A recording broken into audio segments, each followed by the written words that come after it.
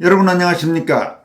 한동훈 전 국민의힘 대표가 최근 조기 대선을 겨냥해 정치적 재기를 도모하고 있지만 그에 대한 대다수 국민, 특히 자유우파나 보수우파 국민들의 반응은 싸늘하기만 합니다.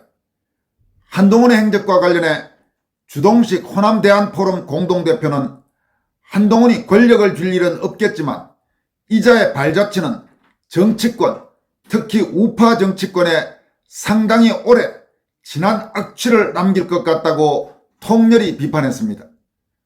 주 대표는 또 한동훈은 권력욕 외에는 아무것도 남아있지 않은 자라고 판단한다라면서 한동훈 주위에 모인 자들이 다 한동훈 비슷한 캐릭터들인 것 같다라고 직설적으로 질타했습니다.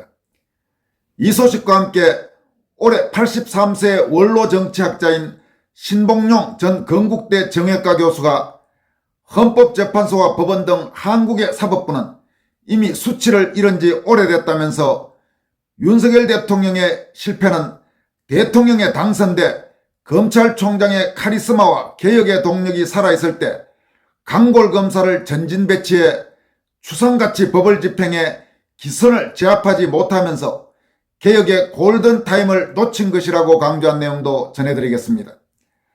먼저 주동식 호남대한포럼 공동대표는 소셜미디어 게시글을 통해서 한동훈에 대해 다음과 같이 밝혔습니다.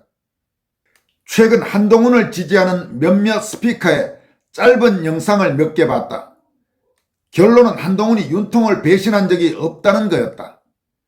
심지어 윤 정권이 성공하지 못하면 정권 연장이 불가능한데 한동훈이 어떻게 윤통을 배신할 수 있겠습니까? 라는 논리까지 동원하더라.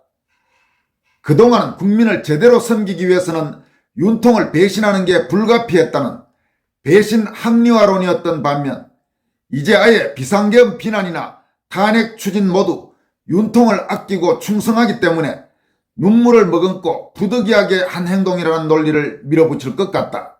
한동훈 진영에선. 그러니까 지금 최근 윤석열 대통령에 대한 지지도가 급등하면서 한동훈 쪽에서 이거 지금 큰일 났다. 이러니까 그동안 윤 대통령을 비난하고 이런 부분을 전부 지금 철회하고 오히려 윤 대통령을 아끼고 윤 정권의 성공을 바라기 때문에 자기들이 그렇게 했다는 식으로 지금 말을 돌린다는 이야기입니다. 주동식 대표는 이어서 이자들이 얼마나 권력에 눈이 멀었는지 피부에 와 닿는다. 그리고 한동훈 진영에 좌파 찌끄레기들이 포진하고 있다는 것도 현실감이 생긴다. 분위기가 비슷하다. 한동훈이 권력을 쥘 일은 없겠지만 이자의 발자취는 정치권, 특히 우파 정치권에 상당히 오래 진한 악취를 남길 것 같다. 이자는 원하는 것을 얻기 위해 수단 방법을 가리지 않는다. 정치인이 대개 이런 속성을 기본으로 장착하기 마련이지만 이자는 그 정도가 심하다. 권력욕 외에는 아무것도 남아있지 않은 자라고 판단한다라고 직격탄을 날렸습니다. 주 대표는 이어서 권력욕의 화신이었던 정치인들, 가령 DJ 같은 자들은 권력욕이 자신의 다른 모든 요소를 압도하는 캐릭터였다. 권력을 얻기 위해서라면 어떤 것이라도 희생할 수 있는. 하지만 한동훈은 그런 경우도 아니다. 권력욕 말고는 아무것도 남아있지 않기 때문에 희생하고 말 것조차 없다라고 진단했습니다. 주동식 대표는 내 느낌으로는 한동훈 주위에 모인 자들이 다 한동훈 비슷한 캐릭터들인 것 같다. 한동훈 대변인 비슷한 역할을 자처하는 모 변호사 포함해서 이렇게 일침을 가했습니다. 아마 이 마지막에 한동훈 대변인 비슷한 역할을 자처하는 모 변호사, 이건 박모 변호사가 아닌가 싶습니다.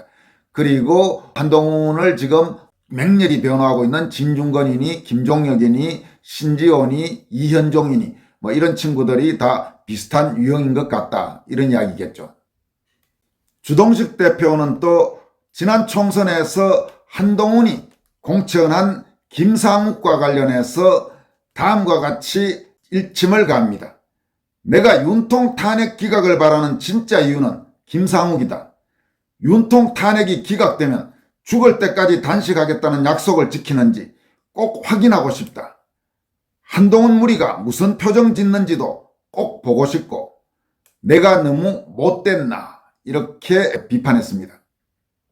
주동식 대표는 또 중국 문제와 관련해 별도의 소셜미디어 게시글을 통해서 다음과 같이 밝혔습니다. 문재인 정권 시절 미국이 한국에 핵심 정보를 주면 거의 논스톱으로 평양과 베이징으로 넘어간다는 것은 미국과 일본 정부 관계자들 사이에서 공인된 상식이었다고 한다. 그래서 사실상 민감한 정보는 한국과 공유하지 않는 것이 관행화되었다고 들었다. 사실 20여 년 전부터 한국의 정부나 국회 관계자들이 미국에 가면 국무부나 정보 관계자들과 대화를 하게 되는데 미국 측 대화 주제는 처음부터 끝까지 오로지 중국 하나였다고 한다. 그리고 미국 측의 결론은 언제나 우리는 한국이 결국 중국의 영향력 아래 들어갈 것으로 보고 있다는 것이었다고 한다. 민주당 같은 이적 반대한민국 세력을 압도적으로 지지해준 대가이다. 호강에 초친 전응한 백성들이 지 복을 발로 찬다는 게 이런 거다. 이 백성이 중국 놈들 밑에서 돼지게 당할 것을 생각해보면 사필 규정, 정의구현, 자업자득 등등 다양한 사자성어가 생각난다.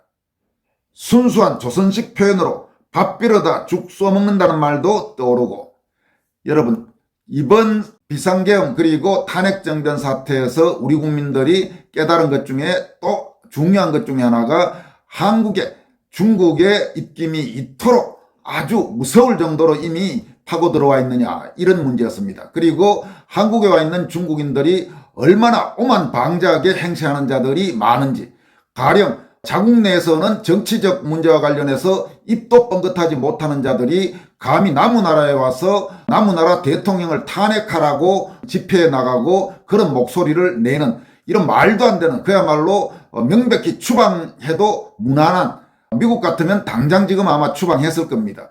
그런 중국인들이 한둘이 아니라는 겁니다. 그리고 그런 중국의 과거 좌파 정권 그리고 더불어민주당을 비롯한 좌파 정치권이 얼마나 설설 기어왔는지를 우리 국민이 똑똑히 보고 있습니다. 최근에 지금 또 하나 논란이 되고 있는 게 그 중국 어느 젊은 여자, 이상한 여자가 탄핵 찬성 이런 집회하다가 우리 애국 시민들에게 거의 무슨 발작을 하듯이 남우나라에서 큰 소리치고 하는 그런 지금 영상이 공유되면서 많은 국민들이 충격을 받고 있는 것 아니겠습니까? 저런 문제들을 그동안 우리가 제대로 모르고 지나왔다는 것, 정말로 섬찟한 일이 아닐 수 없습니다. 이번에 윤석열 대통령 탄핵소추안이 각하 또는 기각돼서 대통령 직무에 복귀하게 되면 해야 될 일이 상당히 많습니다만 그 중에 중요한 하나가 중국과의 관계를 제대로 재정립하는 것. 한국에 와 있는 중국인들 중에 쓸데없는 짓을 하는 자들이 다시는 한국에 발붙일 수 없도록 아주 엄정하게 대응하는 그런 문제도 포함될 것입니다. 이어서 전해드릴 내용은 원로 정치학자죠. 신봉용 전 건국대 정외과 교수가 최근 중앙선대에 아주 주목할 만한 칼럼을 썼습니다. 칼럼 제목은 순원 총통의 걱정, 윤석열 대통령의 실수, 이런 제목입니다. 순원은 중국 신해혁명을 성공시킨 손문을 지칭하는 말이죠. 신봉용 교수는 이 글에서 한국 사법부의 아주 추락과 부패를 통렬히 지적하면서 윤 대통령이 취임 초기에 저런 썩어 빠진 선관위 문제나 혹은 헌법재판소 문제나 이런 부분들을 손대지 못한 것에 대한 아쉬움을 토로하기도 했습니다. 신봉용 교수의 칼럼 내용을 여러분들에게 소개해드리도록 하겠습니다. 몽테스키우의 법의 정신은 읽을 때마다 가르침이 새롭다. 삼권 분립론은 그렇다 치더라도 가보지도 않은 중국 이야기를 듣노라면 놀라움이 앞선다. 그의 말에 따르면 입만 벌리면 예의를 따지는 중국이 저토록 부패했다는 것을 이해할 수 없다. 얼마 전 중국에 갔더니 국방 담당 제2인자가 부패 혐의로 처형된 것이 화제였다. 얼마나 치부했느냐고 물었더니 믿지 않을 텐데 말할 필요도 없다고 했다. 그래도 들어보자고 졸랐더니 현찰이 2,000톤이 나왔다고 한다. 2톤이겠지. 그래서 믿지 않을 것이라고 했잖소. 그러고 보니 내 생각이 틀렸다. 한국에서도 2톤 트럭으로 돈 나르다가 몰락한 정치인이 있었으니 돈 2톤은 별것이 아니었다. 중국의 국부 순원이 공화국을 창설했을 때 가장 큰 고민은 부패였다. 거인들 왜 몽테스키우의 삼권 분립을 몰랐을까마는 신생국 창설을 앞둔 중국의 가장 큰 고민은 부패한 과거 제도를 어떻게 청산하는가의 문제였다. 그래서 순원은 과거 제도를 대신할 고시원을 창설하여 사권 분립을 시도했다. 그러고 보니 고시원을 세워도 그 고시원은 또 누가 감시할 것인가? 로마법 이래 통치자들의 가장 큰 고민은 누가 감시자를 감시할 것인가의 문제였다. 그래서 순원은 다시 감찰원을 창설하여 오권 분립 체제를 채택하여 지금에 이르고 있다. 지금에 이르고 있다는 것은 대만을 말하는 겁니다. 신봉룡 교수는 이처럼 중국 케이스를 이야기한 뒤에 본격적으로 한국 문제를 들여다봅니다. 건국 초기 한국의 국부들도 같은 고민을 했다. 그래서 오권 분립의 정체를 채택하지 않았지만 이런저런 시행착오 끝에 1960년대 선거관리위원회와 감사원을 설치함으로써 준오권 분립 체제를 제정하여 지금까지 유지하고 있다. 그런데 지금 우리나라에는 순원이 걱정하던 바가 현실로 다가오고 있다. 선관위의 비리가 878건인데 헌법재판소는 그곳이 헌법기관이어서 감찰 대상이 아니라고 판결했다. 지역선관위원장을 지나면 헌법재판관으로 가는 길이 열린다니 한통속인 것은 알겠는데 헌법기관은 감찰 대상이 아니라는 해괴한 유권 해석 앞에 망연자실하겠다. 저 시골의 국업공무원에서부터 고위공직자에 이르기까지 이 나라의 모든 공직자는 궁극적으로 헌법기관이다. 선관위가 헌법기관이니 감찰의 대상이 아니라면 헌법기관인 대통령도 감찰의 대상이 아니다. 이 썩어 빠진 선관위와 천지를 분간하지 못하는 헌법재판소가 나라를 누란의 위기로 몰아가고 있다. 일부 이념에 몰입한 헌법재판관은 사건을 결심하기에 앞서 이미 결론을 결심을 하고 취임한다. 이는 공의롭지 않다. 정치가 역사와 도덕을 조롱할 때 사법부가 마지막 어지처였는데 그것이 정치보다 더 썩었다. 서구의 법원 건물 앞에 서 있는 정의의 여신은 왜 눈을 가리고 있는지 사법연수원 시절에 그들은 익히 들었을 터이지만 그런 법인은 이제 개도 안 물어간다. 한국의 사법부는 이미 수치를 잃은 지 오래다. 지금 국민 사이에는 이게 나라냐는 원성이 하늘을 찌른다. 길게 보면 로마 집정관 소카트의 말처럼 선출직 공직자가 잘못되었으면 뽑은 국민의 죄도 함께 크다는 것이 민주주의의 고전적 이론이다. 그러나 나라가 이 지경에 이른 데는 윤석열 대통령의 잘못도 크다. 국민이 검찰총장을 대통령으로 뽑았을 때 취임과 함께 조셉슨이 말하는 강도 같은 귀족들을 감옥에 보내기를 국민은 기대했다. 그런데 그 강도들이 더 능글맞게 천하를 횡행하고 범법 국회의원이 어디 사는지 몰라 법원 서류를 송달하지 못하고 임기가 끝나 재선이 되도록 선거법 위반 재판은 진행 중이다. 신봉룡 교수는 그러면서 윤석열 대통령의 취임 초기 무엇을 잘못했는지를 지적합니다. 윤석열은 당선되어 검찰총장의 카리스마와 개혁의 동력이 살아있을 때 몇몇 파렴치범들의 물고를 냈어야 한다. 강골검사를 전진 배치해서 추상같이 법을 집행하여 기선을 제압했어야 한다. 강인하다는 것은 소문만으로도 정적의 수요를 감소시킨다. 역사적으로 보면 개혁의 실패는 실패가 아니라 실기였고 사람을 잘못 썼기 때문이다. 윤석열은 취임 초기에 사법 논란에 김명수 대법원장, 권순일 대법관 등의 문제를 엄정 처리했어야 한다. 노정희, 노태학 등이 이끈 선관위 문제도 마찬가지다. 그러나 그는 멈칫거렸고 그때 이미 그의 동력은 추락하기 시작했다. 그는 개혁의 골든타임을 놓쳤고 그 뒤로 권력이 푸석푸석해진 틈을 타 안팎으로 악의 세력이 발호했다. 권력자가 만만한 싹을 보였을 때 밑에 깔린 정적들은 살판 난 듯이 날뛴다.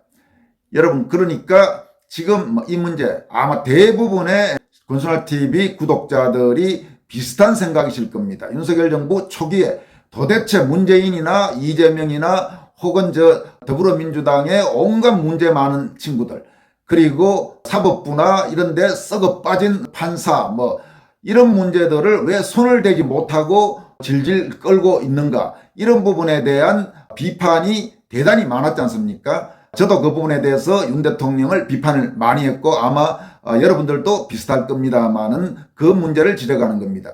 그리고 지나서 보면 결국 그 부분에서는 결정적인 윤석열 대통령의 인사 실패는 한동훈을 법무장관에 앉히고 또 한동훈의 그 의견을 받아들인 걸로 알려져 있는 이원석을 검찰총장에 앉힘으로써 한동훈, 이원석 이 라인이 사실상 윤 정부 초기 이 문재인 정권의 적폐를 청산하는 문제에 전혀 손을 대지 않았던 것이 이 문제의 아주 중요한 원인이라고 할 수 있겠습니다. 윤 대통령이 시간이 지나면서 그 부분의 문제점을 깨닫고 김문수 장관이나 혹은 이진숙 방통위원장이나 김태규 방통위 부위원장이나 뭐 이런 인사들을 통해서 그걸 바로잡으려는 움직임을 보였습니다만은 지금 신 교수가 이야기한 대로 개혁의 골든타임, 그러니까 집권 초기 아주 권력이 서서히 퍼럴 때 제대로 그 문제들을 다루지 못한 것이 지금까지 상당히 어려움이 이어진 중요한 원인이라고 할 수 있습니다. 신봉용 교수는 이 칼럼에서 마지막으로 다음과 같이 강조합니다. 지금 한국의 법치문란은 민중적 인내 한계를 넘어서서 폭발전야의 휴화산과 같다. 그 상당 부분은 윤석열의 오판과 멈칫거림에서 왔다. 우리 세대는 스스로의 책임을 아프게 후회하며 이 굴절된 사회에 살고 있지만 우리의 자손에게 이 오욕의 역사를 물려줄 수는 없다. 살을 저미는 결기가 없다면 향후 30년의 미래를 기약하기 어렵다. 황현의 탄식처럼 이 썩어 빠진 사법치하에서 배운 대로 살기가 참으로 힘들다. 물라면 물고 지으라면 짓는 것은 사람이 하는 짓이 아니다. 이렇게 마무리했습니다. 여러분, 윤석열 대통령이 만약 탄핵 소추안이 각하 또는 기각돼서 대통령 직무에 복귀한다면 제대로 마음을 다잡고 과거 집권 초기에 못했던 부분들을 확실히 해야 됩니다. 인사에서부터 이제 과연 어떤 사람을 써야 되고 어떤 종류의 인간은 써서 안 된다는 것을 이번에 아마 뼈저리게 윤 대통령이 경험했을 겁니다. 우선 인사를 통해서 그리고 전반적인 정책 방향 그리고 국정 운영을 통해서 이제부터라도 확실히 대한민국을 바로잡는 그런 일을 하기를 기대하는 바입니다. 지금까지 권순할TV였습니다. 고맙습니다.